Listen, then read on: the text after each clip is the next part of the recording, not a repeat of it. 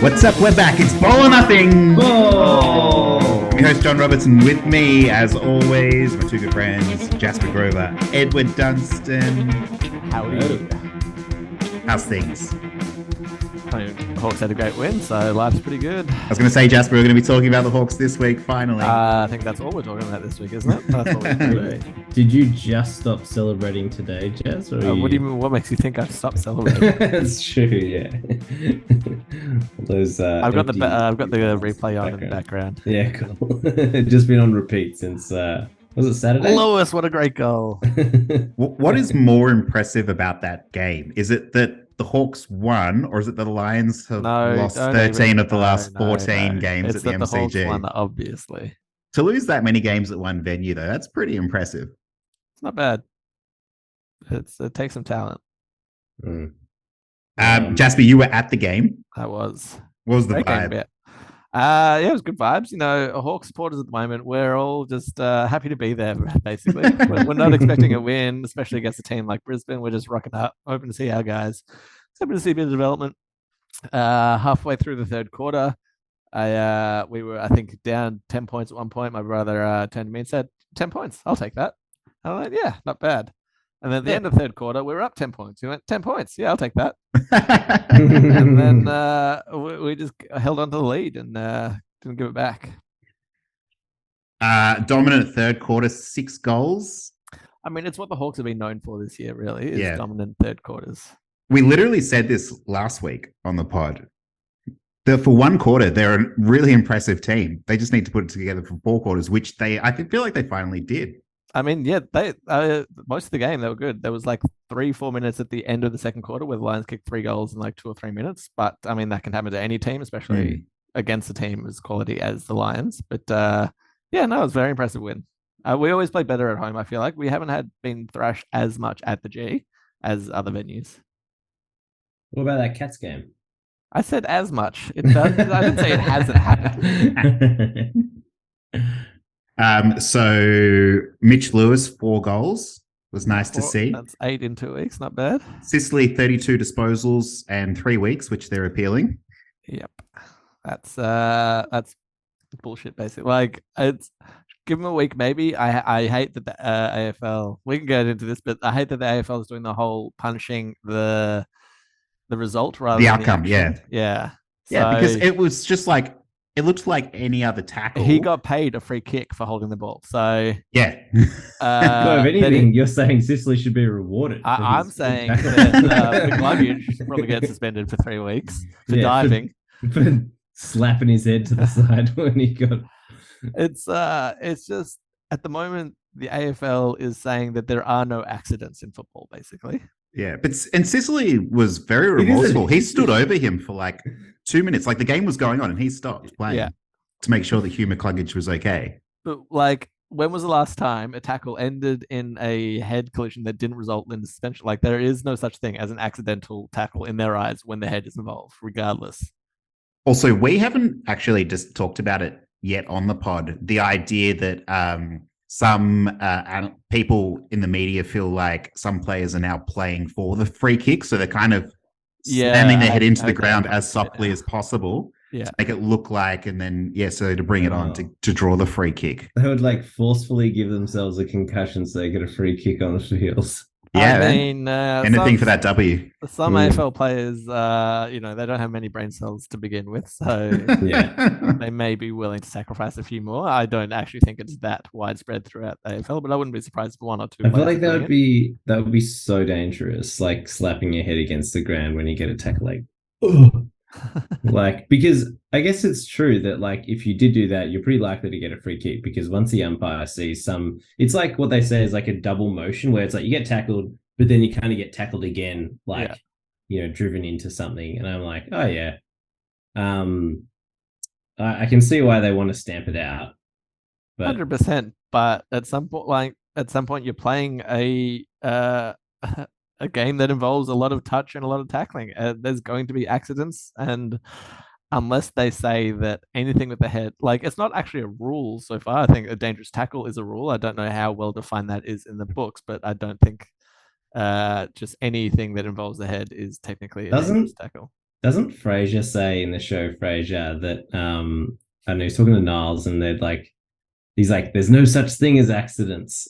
And so are you saying that the AFL's taken a very like kind of literal? I'm guessing he's paraphrasing Freud there, who says Yeah, something like that. Yeah. So there's it's no like such thing. every time an AFL player injures another player with a concussion, they actually meant to do it. Like That's what the consciously or AFL seems to be unconsciously. saying. Yeah. Except for cases where a player intentionally jumps and bumps into another player, in which case they're like, well, we'll give them 2 weeks instead. So you saying the AFL's rules are inspired by Sigmund Freud? Yes, is exactly what I'm saying. If you want to boil my argument down to one sentence, that is what I've been trying to get to. Freud AFL. I thought they were more Jungian, but apparently they're more that's Freudian. just true. Anyway, we digress. Clinton Young, my favorite Hawk of all time, by the way. Clinton Young. Yeah. Anyway. Watching the game on TV, I mean, the Lions, they look terrible. Yeah, they look like a bottom 14. Yeah, that last quarter especially, they just did not look good. Hawks had 101 more uncontested possessions than Brisbane for the game. Yeah, even from the first quarter where the game was pretty even, we were dominant in that, with especially the handball. Like that's the game plan that Sam Mitchell's got going at the moment is handballs. Like we over handball a lot, I would say, much to our detriment often. But in this case, it ended up working out. I thought I heard some Hawks players say that that's actually not their intention to handball that much, just kind of happened that way or something. Yeah, I mean, they say that wasn't part of the 2008 game plan either to concede as many behinds as they did, but at some point, the evidence points the other direction. Yeah, okay. There was a moment in the fourth quarter, I think there's 10 minutes to go, and Joe Daniher marks the ball and he's in front of goal. And I think so Lions were down by less than 10 points. And you kind of felt like if Daniher kicks this goal, the whole momentum can swing the other way and the Lions could take it. And he sprayed it. He Joe Danihers it. And it just like everything about his action and kicking motion is perfect. And it comes off the boot and it sprays right. And it's just sort of like, I feel like that's when the game was lost. Don't know what it is about Daniher, but he inspires a lot of vitriol in opposition supporters. My brother was going off at him.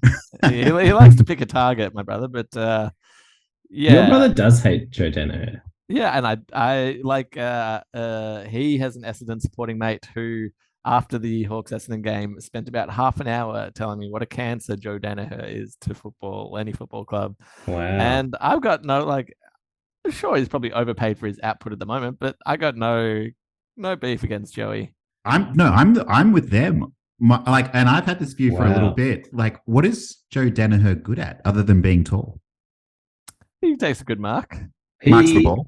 But what's the point in marking the ball well if you can't dispose of it? I reckon he's a good field kick, and he's a good shot for goal when it's like 50 meters out. Yes, I agree with both of those things. And he can also, he's like almost like the key forward ruckman version of Jake Stringer, that he can do some things that are just incredible. He can also completely fuck you, and and like actually probably worse than Stringer does, but like he can do some like unforgivable things. But he can. So when he was really good at Essendon, and there was one year where he won the Coleman, he was just awesome. He was absolutely incredible, and he's just never reached those heights again. I think he's way better as like a ruck forward than he is like just a total stay-at-home full forward now. Like he had those 4 or 5 weeks with the Lions where he was like taking quite a few center bounces and around the ground and then kicking like 2 goals or something, because he is just so unreliable in front of goal. So it's like you couldn't count on him there. Yeah, it's interesting with them getting Jack Gunston, who I thought would be better for them than he has been. They're both sort of up the ground kind of players, where if they're not getting the ball in the forward 50, they can go and get it, and they can be good users. They can go get the ball in the defensive half and make some good plays. But I don't feel like it really works if they're both doing that, it seems like. Yeah, and Jack Gunston's 6 disposals for the game, 5 of which were kicks, but no behinds, no goals. He's a Hawthorn legend. Yeah, so keeps giving us wins. he was playing for the Hawks on the weekend. And Daniher 10 disposals. But it does go to just on Gunston. Not one boo was said in the crowd to him like all game. He's a very beloved player. Aren't you Hawks supporters so good? Well, to the players that won 3 premierships in a row. No way, you boo them, Jazz. Nah. You turncoat. We're very understanding of situations. We're not one-eyed Bombers supporters over here. No, but the Hawks supporters have an innate understanding that when your time is up at Hawthorn, you retire. Yeah, especially with the way in Brisbane in the nice weather. Yeah, or go to Perth, or Hodgie paved the way for that. Yeah. I don't know if now's the right time to talk about it. Darcy Gardner is like, and I don't like saying this about players. He is the worst player in the league. And it's not even particularly close. That's how you follow that up. He did give away a very silly free kick that gave us a goal that pushed out our lead in that last quarter, I think it was. I think what I'm going to do this week is just put a little highlights reel together of Darcy Gardner. And it's just, it's just, I mean, I can't understand. Like at one point he was kicking out, he was at the top of the square in the Lions defensive 50. And he goes to kick it, I think, towards the 50. It traveled about 15 meters. It came off the boot so bad. When he tried to like specky off the back of, I can't remember the Hawks player. He basically got 0 elevation. He was just giving him some sort of like neck or back massage. And then he just fell to the ground. And he, of course, gave away a free kick. That's what I was talking about. Yeah, it's the one that was Kazitsky. He gave that away to, I think. But it's not even like this just happened on the weekend and it was bad. I feel like every time I watch him, he's just making these like critical skill errors. I don't know why. And I understand why he didn't play the first half of the year. And he's sort of coming back into the team now. But, oh, man, okay. We can move on from it. We'll call, though. I haven't thought about who the worst player is in the AFL. What's the? It's Darcy Gardner. It's him. I reckon there needs to be minimum games played. Yeah, either overall or this season. I reckon we should have that discussion next week. Yeah, I'm gonna have to big think. Yeah. And then the other thing about the Lions forward line is it seems like I think with Charlie Cameron, he does an amazing job, but he really sort of sprinkles on top of, he needs the other forwards to also be performing at the same time because he can't carry the forward. Yeah. I will say anytime the ball went near him, I was shitting myself that if he wasn't going to get a goal, he would create something. Yeah. And he usually does. And that's usually a nice complementary piece to the Lions forward line, but it can't be the forward line. Yeah. No. So Brisbane will now play the Swans after this. They'll play them this weekend, and then they play the Saints, the Tigers. They play Eagles, but then they have the D's and the Cats. So, and then another Q clash. So it's bit of a interesting stretch for them. The Hawks, however, the 3 win out of 4 games Hawks have the Gold Coast Suns, the Blues, the Giants, and North Melbourne. Wow. Like they could win those 4 games. Could do. They'll definitely beat the Blues. I reckon we may go 2-2. I wouldn't be surprised if we go 1-4. I think the Suns will be your biggest challenge. Well, and GWS. Sure. I think you match up well against the Giants, though. I feel like they've played us pretty well the last couple of years. Fair enough. And also on the bogey side, like Brisbane being not to come back to this one, but like MCG being a bogey place for Brisbane, I think we're a bit of a bogey team for them as well since Hodge went over. I think we've won most of the games against them. Last four games we played, we've won all of them. Yeah. Okay, that was number 1 of my top 5 moments from round 13. Number 2, Eddie, this one's for you. Peter Wright returns 5 goals. Bombers score 8 unanswered goals against the Blues, destroy them. Wasn't a shock if you're me. Might have been if you're Ed. Huge shock for me. Yeah. I was like pretty stressed for like maybe a quarter and a half in that game.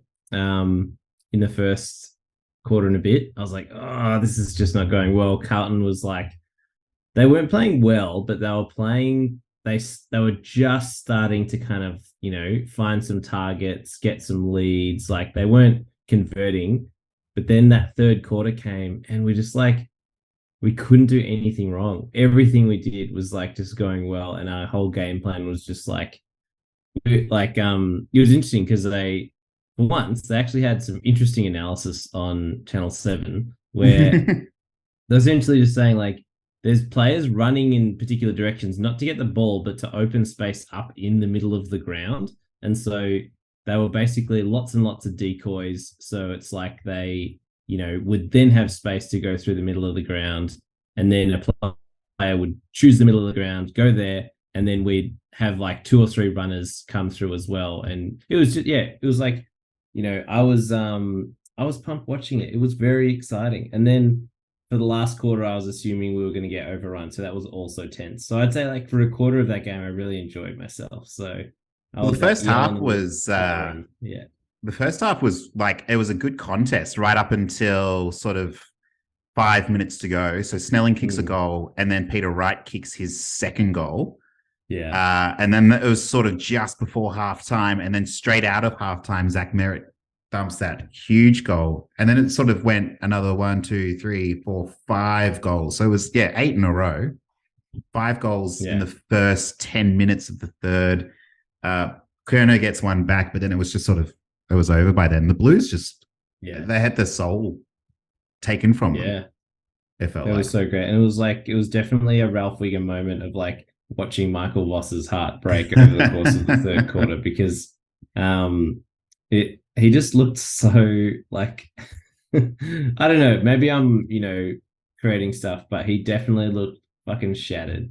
Like he looked so disappointed and so like at a loss. Like how can you stop this from happening, but you can't, because like it was phenomenal how many targets they missed. They just kicked it. Like this is like Jacob Wiedering's a great player, but he just missed target after target. So did Patrick Cripps. Yeah, it was incredible. And the Blues 16 behinds for the game. Yeah, again, they couldn't have missed more targets. Yeah, another low score for the Blues. When was the last time they cracked 60 points? This brings up a funny. Let's look this up. So I'll link a good website in the chat, but so 52 on the weekend. Before that, 44. Before that, 51, 57, 59, 74 against the Lions, and then 152 against the Eagles. Yeah, 60 against the Saints and 62 against the Crows. Like that's 2 weeks out of like, I think I just named 10 or 12 weeks. How much? 10 weeks? Yeah, wow. Where they've cracked 60 points. That's if someone crazy. wants to, listeners at home, go to the.emblem.football. Someone's collated all the worst Carlton statistics. So it collates. Really? Last time they scored 50 points. Like how many days since they last scored 50, 75, and 100 points? Last day, how many days since they won a game? How many days since they sacked a coach? Played in a final, won a final, played in a final where they actually made the 8, and played in a grand final and won a premiership. So what is that called? The.emblem.football. I've linked it in the Facebook our group chat, but is that a website? Yeah. Amazing. So someone out there is either very anti-Carlton or it's a very sounds like Carlton. No, that's definitely a Blues supporter. Yeah. I was going to say that's Essendon supporter porn. Man. I was going to say the part where they say played in a final where they made the 8 makes me feel like it's an Essendon fan. Yeah, probably. Yeah. On the if you're at the Essendon Bombers facility, you can't access that website from the intranet. Exactly. Not safe for work. Yeah. It's not safe for work. Under pornography. Yeah. No, it was great. Peter Wright, and just having a key forward, I just want to say, having a key forward who like marks the ball is really, really handy. So good for Peter. I feel like in my footy tipping competition, just not tipping the Blues alone has like projected me forward ahead of most other people who just keep going back to the well with the Blues, and it never changes. Like, they'll come good. Yeah, and even like you say, Eddie, you create this narrative of like, but they always play us well. Not this year, but Sam Walsh, 35 disposals. Very nice. I will say, I reckon the Blues will probably win one of the next 2 games. I reckon that like they almost got going against us, but they just didn't quite get there. I reckon they'll win. That's my lock of the next 2 rounds. Is Lock of the next Eddie's patent and lock of the next 2 games. yeah. Is Carlton will win a game. That's a bold call that Carlton will win a game. Yeah. They play the Eagles in 5 weeks. They'll win before then. Okay, here's a they'll hotter beat tip. Hawthorn. Look, they're going to beat whoever Carlton's up against this week, they'll beat them. The Suns? Okay, Suns? I don't know. Yeah. There was that great stat that I had after the Hawks won, but before Carlton played, that in the last 24 games, Hawthorn has won more games than Carlton. Wow. So there's 2 more games until we play them, or 1 more game, and then we play them in 2 games. So we'll see how that record stands up. Yeah. I won't pile on the Blues. I do say that every week, and then I can proceed to pile on. Okay, number 3, Buddy, 350th game, moves above Doug Wade in the all-time goal kickers list. I grabbed this one from Swampy. He kicks goal 1,058, moves past Doug Wade's time in the top 4 goal kicker spot after 18,940 days. Wow. Not bad. How many years is that? Since 2004 is when he started. Well, 2005, I guess, is his first year, drafted 2004. How many years is 18,940 days? Okay, didn't say anything, but it's nearly 52 years. Wow. Okay. Yeah, it is pretty amazing. Like that a player actually has kicked that many goals. Like, will that ever happen again? That a player will kick 1,000-something goals? Like, we didn't think it was going to happen like around the Buddy's time. But game plans have changed so much since then. It's all about unless there's someone who just is so good that they demand the ball, and not they are actually demanding the ball. They're just that good that you have to give it to them because that's the best game plan that you've got. More often than not, you're better off having a spread, like a more random firepower going forward. Not make the defense not know who you're necessarily going to be kicking it to. Yeah, the next active players, so Jack Riewoldt, who will most likely retire this year. You don't reckon he's got another 300 goals in him? And Tom Hawkins. Tom Hawkins, who just signed on as well, mind you. Wow. So he's going to be like 36 next year. Yeah. He could have a massive year and kick like, I don't know, 100 next year. 100 how many is, I'm looking at this now, how many has Tom Hawkins kicked? 750? Not bad, 764. Yeah. And I didn't know that Jack Riewoldt and Tom Hawkins came into the league the same year. Yeah. And they've got very, very, very similar stat lines, which is cool to see. But then after them, you have to go down to Taylor Walker and Jeremy Cameron. Yeah, 500 and something. Yeah, I don't think there's anyone in the league currently. What about Charlie Kerno? Nah. He missed some years as well. Oh, is he? Oh, that's right. He missed whole seasons. It'd be okay if you're looking at people who are just playing now. You'd look at like maybe Jamari Ugle-Hagan or something if he gets really going or something. But even then, like Aaron Norton's 21. Buddy kicked 73 in his 3rd season. Like you gotta start like key position players often take a long time to come on. Like looking at Jack Riewoldt and Tom Hawkins, they didn't pass. Jack Riewoldt took 5 seasons to get to 70. Tom Hawkins took 7 seasons to get past 50. So it takes a long time normally. So, but it's not just 7 seasons to get past 50 goals. Yeah, because he started injured, and he didn't play many games initially. Man, yeah, that's so much lost time. So thoughts on the Swans? They're having a bad year. Yeah, no good. Very happy to see. Something about Swan Song. I don't know. They're just I watched a lot of that St Kilda versus Swans game, and the Swans they look like they're missing a couple of players, but also they just look kind of off. Kind of like Brisbane a bit in the other game. They just look, you're like, from moments here and there, you're like, oh, they're a good team. And then you're like, actually, they're not. Like, yeah. Like, Is Longmire in the hot seat? I think they love him. Way. They Yeah. do, Like- but it seems like they need like a refresh. Like their list isn't that True, bad, that's- as yeah, bad as they yeah. have been. I mean, He's been there a while. This isn't that's a a- Carlton situation. That's a big call for like a coach that got them to the grand final last year. That's true. Yeah, I guess it was last year. But you never Just know. was up for sacking a coach that made the grand final last year. Right. If you don't get results, Cooks, yeah, true. We're a results-driven industry, Yeah.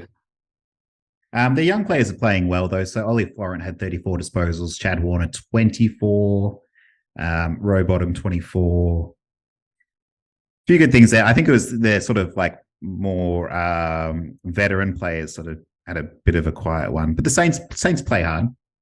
I also, even though the Saints were Buddy- under. Yeah, okay. No, I was going to say, Buddy has to retire. Like they just, I reckon he's a liability in that. he's forward definitely line. past it now. Like he's never been goalless so much as he has been this year. Mm. And even not really even making an impact like in contested marks. Yeah, He gets some, but not the ones that he used to get in his prime. this is definitely the 1 year too far. Yeah. Which is, I mean, he kicked 50 goals last year, so Yeah. you wouldn't be like it wasn't like, oh, buddy, what are you doing? It was like, yeah, he's still performing, but yeah, this year seems to have just this is. where Yeah, I don't think hit it's him. 1 year too far. I just think it's like this is the sign. It's like, yeah, it's probably right time to go now. So I reckon you want to go out on top, like not on top, like, but like with a good finishing off with a good year rather than yeah. you reckon he should have retired after the 2013 grand final, Jets?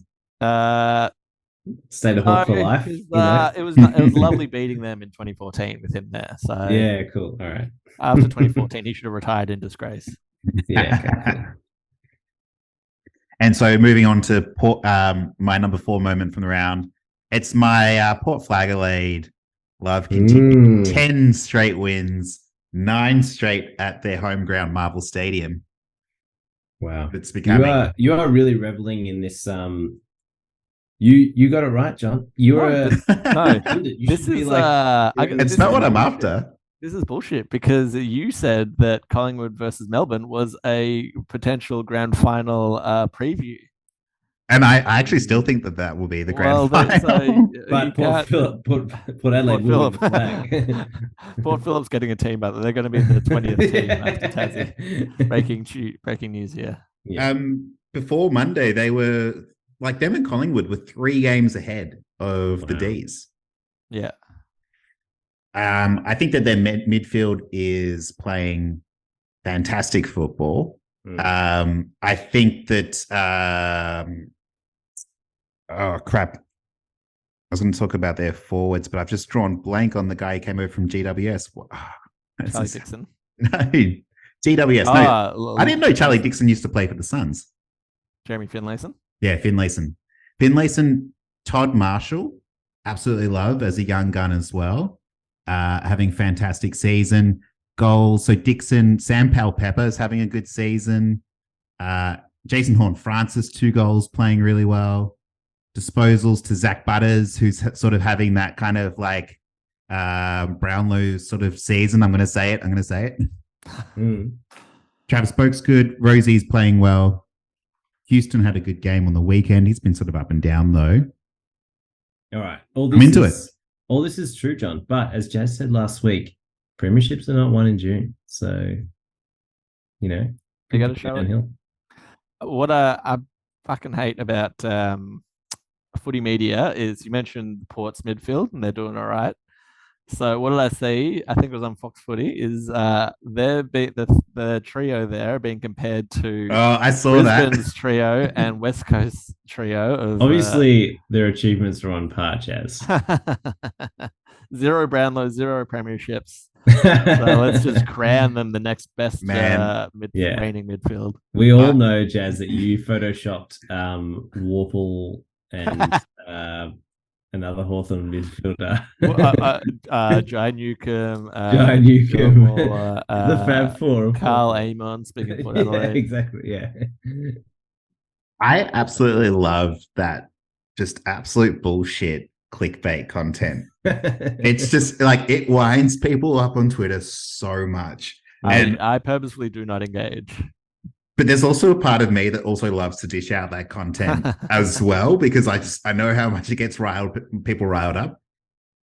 If you're on my Twitter, you would have seen what I posted last night about comparing the Brad Close tackle to the one that Dan Butler just got off. Yeah. Some people, I mean, a lot of people agreed with me it's the same. I have to say, in hindsight, actually, let's go to that now. I can see that it is a different tackle, as some people have highlighted. I was having a good conversation. So, Ed, you probably wouldn't have seen this, but Jasper, you would know this. There's the umpire Twitter account stuffed up. Yeah, stuffed up or made a good decision or whatever it is. Yeah. And then today I learned that there was an AFL MRO tribunal explainer dude. Yeah. Or might be a woman, I'm not sure. Who came into my Twitter feed because he was explaining that it was the right decision in the end that Dan Butler has gotten off versus Brad Close, which is a different action. He said Close pins the arms, stops him, and then slings him. Butler found to have been all in one motion and releases the defensive arm just prior to the impact. Which I conceded. I was like, that's a great explanation of it. No, you idiot. You doubled down. Well, that's what most people would. Isn't that what we discovered on the first weeks of this podcast? Is you come up with one position and you stick to it. Doesn't matter what evidence comes to light. You stick to whatever thing. No, you stick to it. You stick to it until you've got a new position, and then that has always been your position, and you were never wrong. So that's always been your position, hasn't it? Mm-hmm. Yes, it has. Some of the more fantastic comments, fantastical, I should probably say, that some people leave is like, where's the one that was like, "Don't lie, John. What are you talking about?" Or like people just love to like just completely like mansplain the whole situation. Like, although there was a lot of people who also happened to agree with me who were commenting, which makes me concerned that I was definitely wrong, because usually I think I'm right when everyone disagrees with me, but when some people start agreeing with me, it's a good indication that I might not actually be completely correct. Yeah, I think just anyone on Twitter is having a bad time. So I don't think any rational conclusions can be drawn from any way. What if like all the people agreeing with you had like MRA stickers on there, like their display picture, like, all right, maybe I'm wrong. You know, if they're wrong about this other thing, the white dude, old white guy with like the speed dealer sunnies on, taking selfies in his car as a photo. Yeah, John has a bloody good opinion, and I respect what he's got to say. And I'm gonna boo Adam Goods about it. Yeah, exactly. I can boo whoever I want. Quick plug: I'm starting an NFL podcast in the coming days. Whoa, and I put out some rankings there as well. And it's exactly the same thing. I got to say, NFL Twitter is a little bit more, not respectful, but they're more sort of like willing to understand what you're trying to say versus footy Twitter, which is just an absolute cesspool. But that's because you obviously don't know what the fuck you're talking about. So. Yeah. Exactly. All right.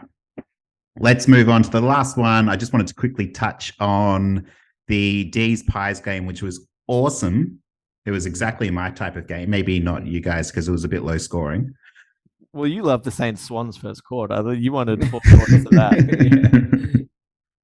I wasn't replying to what you were saying because I actually wasn't watching it. I was watching something else. But the Brodie Grundy, so this was the actual true meaning of the sense of revenge game. Brodie Grundy revenge game, got his revenge as well over the Pies.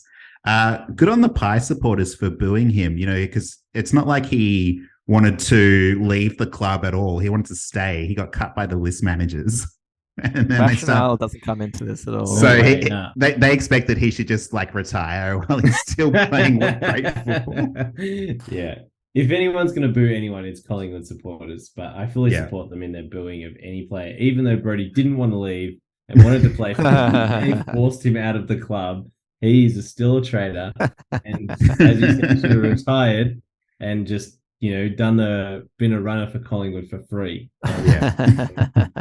Been thankful.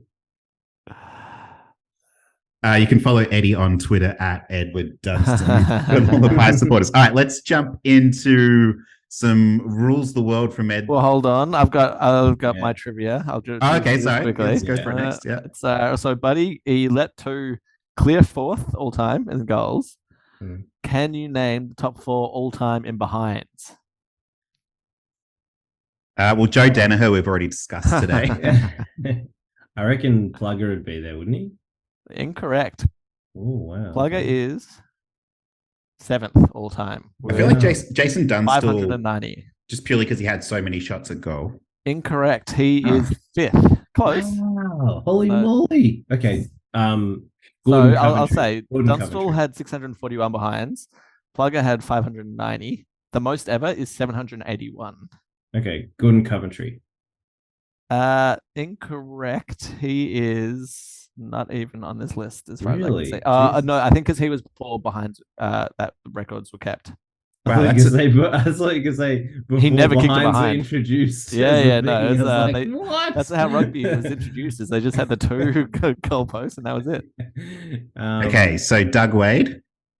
No, not Doug Wade is 523. That's the top 5 goal kickers. Yeah, so that's some good kicking efficiency. Okay. Yeah. Oh, Richo. No, he's up there, but no, he's after Plugger. He's got 551. Matthew Lloyd. No, Lloyd was a good accurate kick, so he wouldn't be up there. Not where I can see. 5th. Nah, you guys do you want some hints? Yes. All right. So the topmost player played from 1965 to 1983, which should be a big hint if you think about it. Sam Newman? No.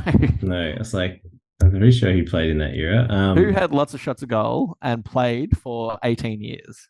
Think about 18 how long that is. years. It's 65, 40 something. Rex Hunt, Brian Taylor. All right. Is it Steve Silvani? No, Steve Silvani. No, his dad. He's got so many behinds because he's known for never handballing. Oh, Kevin Bartlett. There you go. Finally, he's got some of the most behinds ever. He's got the most behinds ever. He's got 781. He's got 50 more than the next most. What? So how many goals did he kick? He kicked 778. 778. So he kicked more behinds than goals. Wow, that is amazing. So you guys got there finally. Oh my god! So the second player you should be able to get. Yeah, I reckon. Is Sav Rocker on the list? No. Not enough, I reckon. What's the era? What's the era? Yeah. Well, no. If I give the error away, it's gonna give it away. Is it now? Buddy? Possibly. It is Buddy. Yeah. Wow. There you go. 738. 738. Wow. And the next 2 played around the same era, from 69 to 85 and 82 to 96. 96. Oh, Gary Ablett. Gary Ablett is 4th all time, 690. Yeah, right. Is Barry Hall on the list? No. He was a pretty good kick for goal. The only one I can think of is Sav Rocker. So the third player kicked a shitload of goals, but you don't think of him necessarily as a forward or a big forward. He's definitely not a big forward, but he's Lee Matthews. Correct. Lee Matthews. Wow. That was a great trivia, Jazz. Thanks, mate. Oh. I did not realize Kevin Bartlett had that many scoring shots. God, if he kicked accurately, he'd be like one of the most freaking. Yeah, he would have been up there. All time. If my aunt had balls, mate. That's right. All right. Speaking of balls and new rules, Eddie. Woo! Okay. It's your time. Okay, guys. So, as you know, I did watch the Carlton Essendon game, and I enjoyed it. It was great. But one thing, look, it did stand out to me a couple of times that Essendon did get a couple of free kicks near the goals, which was great for me, but not as great for, Carlton supporters or other people who bemoaned that there was too many free kicks. I did seem to recall during that game hearing the whistle being blown just an unprecedented amount of times. It went a lot. There was a few free kicks. So during the Richmond Freo game, my partner's parents were watching it, and they were not happy because Richmond apparently had something like 4 free kicks to some point in the game, and then Freo had like 20 something. And so I think we're actually facing a crisis of trust in our umpires and their ability to be fair. Like, are we giving too many free kicks? Are we not giving enough? Did they let the game Are there go? many people on the side of not giving enough free kicks? Well, making sure players are safe. Are we keeping them safe enough? There were 50 free kicks in the Bombers and Blues, and in that Freo Tigers game, there was 25. Anyway, so I'm thinking that's not the point. Also, are freeze or non-freeze deciding games too much? I believe there's some intervention that could be applied to ease some of our confusion and even out the playing field when it comes to free kicks. So the first one is that free kicks are only paid between the arcs. So if a free kick occurs inside the 50, it goes to the outside of the 50-meter arc. I actually don't like with the player on the mark, on the 50-meter line. So you never get like a direct shot on goal from a free kick inside the 50. It does give the defenses a lot of impetus to just fucking hack a player anytime they're about to get a mark. They'll still give away a free kick though. Yeah, but then they're on the fifth, like they might be having a very easy mark 15 meters out in front. Can you elect to like a player on your team to receive the free kick? So like, that way it's like, okay, well, we know Joe Daniher would kick 100 goals in the season. Yeah. Exactly. You can give it to Joe Daniher, exactly. But it's like you don't get some like, Tiki Touchwood, free kick on the goal line, because someone like brushed someone's hair or something like that. It's like, no, now you got to go to the 50 and, kick it from there. What happens? So if the ball's already like 20 meters out and like it's on the boundary and they've got a centering kick into, just in front of the goals, it gets a free kick there and then it gets pushed back 20, 25 meters. Yeah. To where where the ball goes. The angle towards the goals is the same, but you're on the 50-meter line. Yeah. Okay, that's a maybe. Okay. I think it'd be good for players like maybe before like the intentional ducking rule was introduced, like someone like Jack Sinclair might have had a hard time with this because he would often go neck first into someone. I don't want to suggest that. I like the goal, yeah. But he would always be inside the forward 50 is my point. And he'd always, anytime he'd do that, he'd get pushed out of the 50. Yeah. Yeah, he'd be in trouble. I like the next one. So, okay. Everyone knows that in the workplace, quotas are a great way of, pushing things forward. So I'm thinking that a free kick quota is put in place. So teams must have in a game at least 10 free kicks across the game, but no more than 20. So team at the end of the game, teams get given 3 points per free kick they are under 10, if they do get under 10, and then 3 points taken away from their score every per free kick they are over 20 free kicks. So if they're at 25 free kicks, they get 15 points taken off their score. I mean, I'd be very curious to see, like, if we could go back through, like, the last 2022 and just see what effect that had on games. It'd be very interesting. Yeah, so it's like, some team that was, like, only got 5 free kicks across the game gets an extra 15 points. Yeah. So, but if you change the entire outcome. Oh, I mean, the Blues would have liked that. The Blues could have used that on the weekend. It would have been a much more level game. Yeah, exactly. They could have won. Voss could be like sipping, champagne right now, being like, season's back on track. But no. I say very interesting. It'd be the first rule where points are either given or taken away. The only, as it currently stands, the only way to get points is to kick them or have them pushed through. So it'd be interesting to have a rule where points are just given and taken away. And would give extra impetus to players to not give away a free kick, because then you might get another like up to 30 points added to your score. So yeah. It's not bad. Okay. So another possible solution is that we, like, right now on the field, we have 4 field umpires. There is 44 players that are on the field. How are they supposed to keep track of that many people? I say we improve the player to umpire ratio from 1 to 11 to say like 1 to 2 or something like that. So each umpire gets allocated a matchup on the day to look at through binoculars or something, and so they can better assess. No, they've got to be on the ground. Behind play. Imagine having, what's that, 20 umpires running around. But see, if they're in the stands, this would drastically reduce the fitness qualifications needed to be an umpire. As you can Finally, just do on the sidelines get a chance at being involved. And they could just it's like Jasper Grover's an umpire, and all he's looking at the entire day is Max King versus Dane Rampy. Yeah. And yeah, exactly. If that's what you want. What a matchup, Dane Rampy on Max King. He would be getting out. I'm like, Dane Rampy. You're looking at it the whole day, and you then like press a buzzer when it's like you've seen that he has tugged his shirt. So there'd be a lot of tugging going on if I'm watching. I feel like there'd be so many whistles being blown as well at the same time. You'd have to be like, okay, like there could be like 10 in the space of like 10 seconds. I feel like you got to have like a little bell that goes through, and then the umpire calls a whistle. You got an instinctive sound. John, that raises an interesting point that if we actually did pay every free kick that was a free kick, it's like the game would barely move. So what about if the cameramen, the camera operators on TV, if they were also umpires, like wearing umpire jerseys, and then that way they're filming, they're watching it as it happens in real time as well. They've got a great vantage point, and then they can also call free kicks that they see. Or, okay, they're not necessarily umpires, but they can walkie-talkie to the umpires saying, hey, I'm seeing a little bit of what's his name? James Warple is tagging this dude and like pinching him or something, like, have a closer look, something like that. So you got like professional snitches. Yeah, exactly. Oh, yeah. Okay. It's got to be the nerdiest little dibber-dubber kids that grew up to be adults.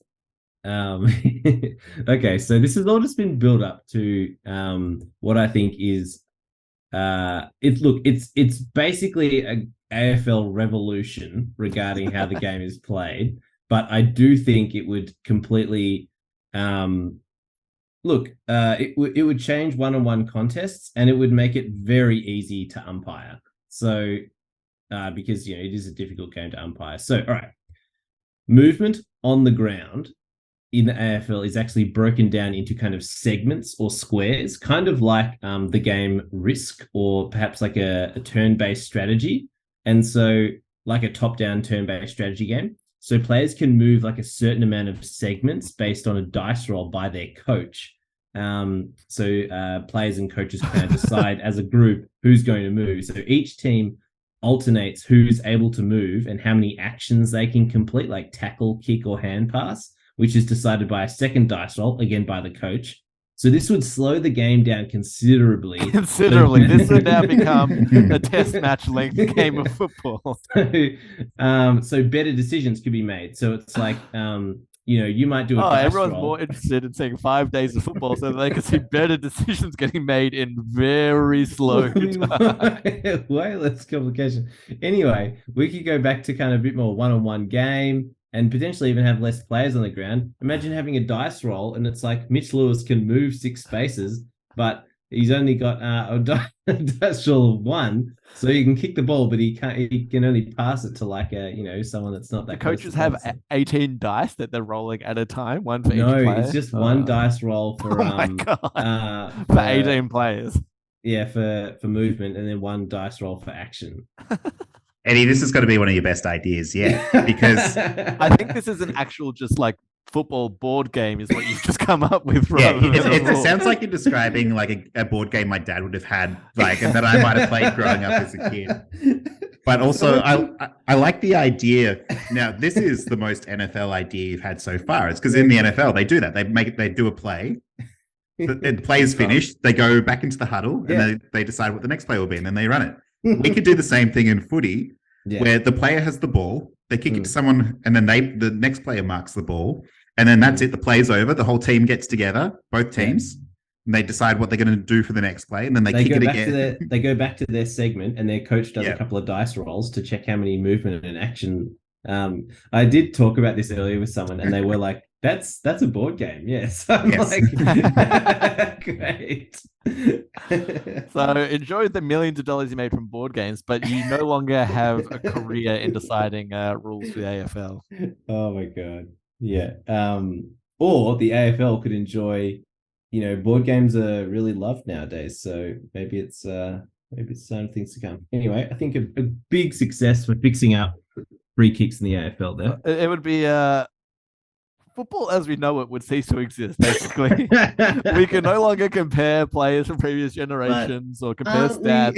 Yeah, it would be hard to do that, no doubt. But imagine the mixing between big hulking footballers and Dungeons and Dragons nerds, because they could teach you a little bit more about dice rolls and strategy and stuff like that, and then footballers could be footballers. It'd be real freaks and geeks vibes. Yeah, exactly. Yeah. All right, let's finish up. Thank you for that, Eddie. No worries. Because I'm having an absolute coughing fit away from the mic. I don't know if you can see me on the camera.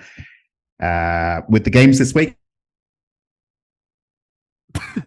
Coughing fit continues. So, yes, sorry. Yeah. Couple of standout games. So I think the good ones this weekend, we're looking at tomorrow night, Port and the Cats. Hopefully it'll be a good game, although I do think Port Flag could smash us, which will be problematic for the Cats as well, because we're now outside the 8 and we will stay outside the 8 if that's the case. Currently. Yeah, game back, even with our win over the Dogs, who are a game in front. We're right there with Freo and the Suns, and Richmond are not too far behind. So it's another huge game. Say, aside from Port Adelaide versus Geelong, most of these games are what I would call tight but possibly shit games. Yeah. They could all be very good, or they could all be very shit.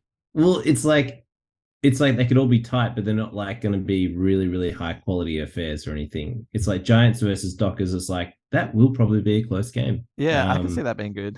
Yeah. Richmond have been up, so they could have a good game against Saints. Yeah. Well, Richmond are favourites against Saints. Oh, that's interesting. 5.5 point favorites. Same with the Giants. Giants are 1.5 point favorites. So that's mostly a coin flip. I also feel like Sydney could, Brisbane has a shit game, and Sydney could, they're a team that I think on their day are a pretty good team. They could challenge Brisbane. I reckon Brisbane will be pissed off after last week. They're back home where they played much better. So I reckon Brisbane's going to win by 4 or 5 goals. Oh, and North Melbourne versus Bulldogs. North has been really good the last few weeks. So they've been good. I still think they're going to lose by about 4 or 5 goals. They've been okay. And that's a good point that you make about the Lions, who, if you think back to round 1 when they got smashed by Port Adelaide by 54 points, they followed it up. So that was in Adelaide. They went back to Brisbane to play the Ds, and they won by 11 points against the Ds. Yeah, okay. In a good game. But then they traveled and then they lost to the Dogs. So yeah, I see what you're saying. It could. I think that the Lions will probably smash them.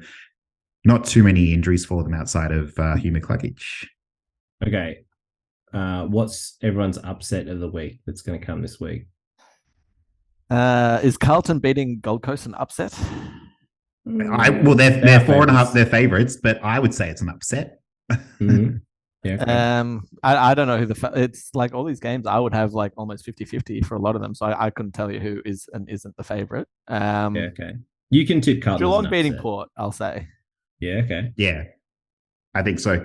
I think the Dogs' performance lately has not been great. So I know what you mean about North Melbourne. I think it was any other team. I think that the Dogs could lose again, but I think they will beat North Melbourne. Mm-hmm. I am going to tip, well, at least based on these numbers, I think St Kilda will beat Richmond. Oh, which is not really that much of an upset. I just kind of ran out of. I mean, it is logical. It's weird that Richmond are the favourites when Saints have won. Yeah, they've won way more games. 4 or 5 more games, 3 or 4 more games. Yeah, Tigers coming off that awesome win in Perth against Freo, which I thought that my lock of the week last week would have been Freo beating the Tigers. So that fell apart. Yeah. You didn't need to say that, man. You could have got away with not having that opinion out there. I know, because Just quickly before you go, like how, like, do you reckon everyone's like, no, Michael Voss is definitely not going to get sacked, but it's like if Gold Coast beat Carlton at the MCG in front of probably like 20,000 people. Why is that game at the MCG, by the way? Yeah, I don't know. I think that's really stupid, but yeah. Well, because of the bye weeks and there's no other game. But yeah, maybe. North Melbourne and the Dogs would be. Are they playing in Tasmania or are they playing at? No, they're playing Marvel. Marvel. Yeah, that's so. why, I guess. Yeah, righty. Cool. All right. That's going to do it for another week. Thanks for sticking around with us this far. Bombers on bye this weekend, as well as Hawks. So enjoy the week off. Yeah. D's, Eagles, Pies, Crows, a few good teams on bye. So should still be a good week of footy. And that's going to do it. We'll catch you soon. Oh!